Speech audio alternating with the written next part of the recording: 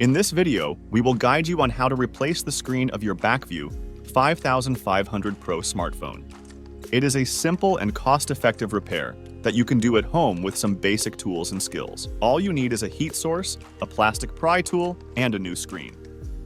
However, before proceeding, kindly note that replacing your screen may void your warranty, so please check with BackView first. To begin, you will need to heat the screen to a range of 60 to 70 degrees Celsius to soften the adhesive that holds it in place. You can use a heat gun, hairdryer, or heat block, but be careful not to overheat the device. Move the heat source around the edges of the screen for a few minutes until it feels warm to the touch. I had the best results when setting the heat block to a range of 60 to 65 degrees Celsius with a soak time of 20 minutes.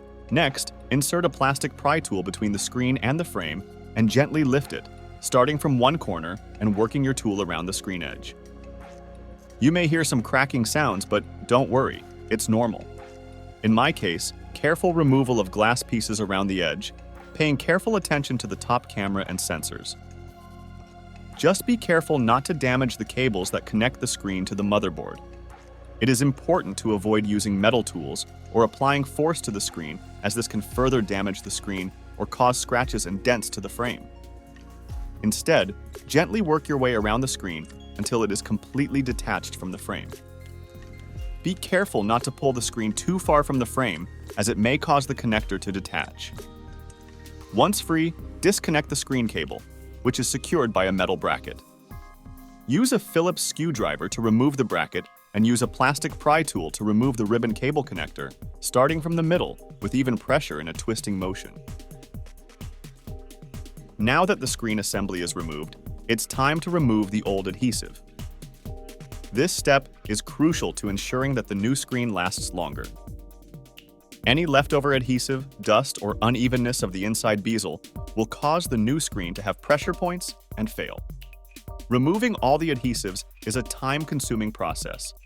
To make it easier, you can use isopropyl alcohol or OCA remover to remove the old adhesive. Remember, do not use metal tools on the frame. After that, inspect the new screen and compare it to the old one to ensure that you have the correct part and to verify that the Kapton tape is covering the same areas on the flex PCB of the new screen as it does on the old one. However, do not cover the entire screen's flex PCB with tape, as there are some areas meant for grounding to the frame. Additionally, check if the new screen comes with a speaker grill.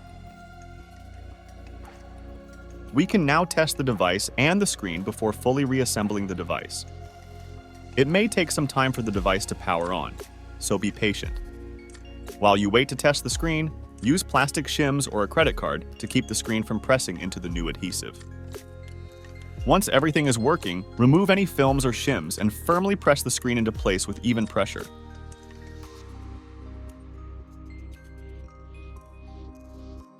That's it! You have now successfully replaced your screen. I hope you found this video helpful. Thank you for watching.